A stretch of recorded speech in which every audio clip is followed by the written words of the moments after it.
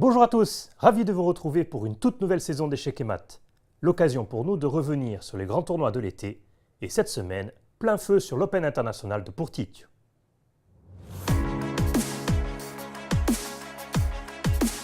Per a quinta volta, l'amadori di scacchi di Mondusano hanno approfittato di un quadro idillico durante una settimana ao Marina Viva di Porticcio.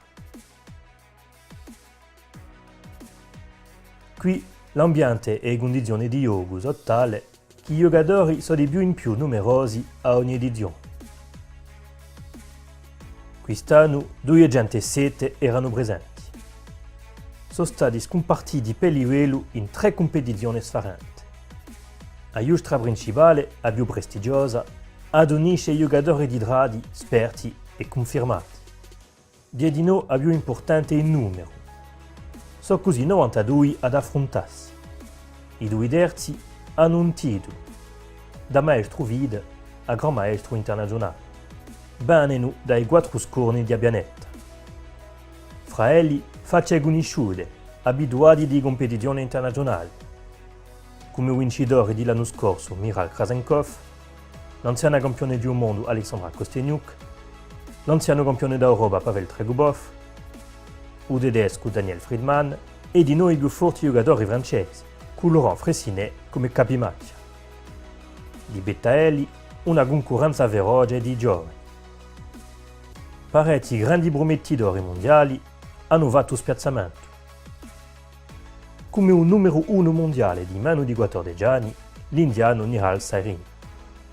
Ed è così un tedesco di 19 anni, un gran maestro Alexander Domchenko, che si impone davanti a un romano, anche più giovane, Bogdan Daniel Deac.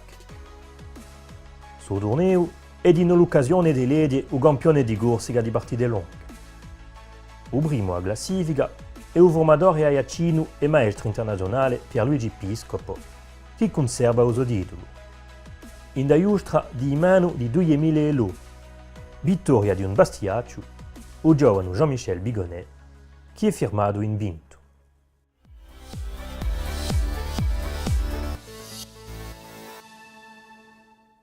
Regardons une miniature très instructive et très agressive pour les noirs. Le Gambifrom. Alors, pion F2 en F4. Dès le premier coup, les blancs essaient d'amener les noirs sur un terrain peu connu. En fait, ce début n'est pas trop joué par les maîtres, car il affaiblit quelque peu les environs du roi blanc. Voici d'ailleurs une réponse très agressive des noirs. Pion E7 en E5, c'est le Gambifrom. Les blancs prennent le pion noir. Pion D7 en D6. Les noirs sacrifient un pion pour ouvrir les lignes et pour un développement rapide. Pion prend D6. Le fou noir prend le pion blanc. Alors, dans cette position, le développement du cavalier en F3 est le meilleur coup pour les blancs, avec une partie très compliquée. Au lieu de cela, regardons ce qui se passe si les blancs développent l'autre cavalier. Cavalier B1 en C3.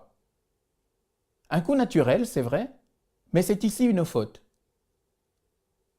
Les noirs jouent et matent en 3 coups.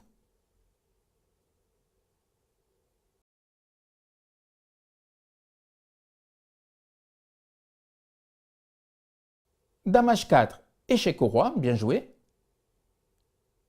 Pion G2 en G3, seul coup. Dame prend pion, échec au roi. On aurait également pu prendre avec le fou. Pion prend dame. Fou prend pion, échec et mat. Joli, non?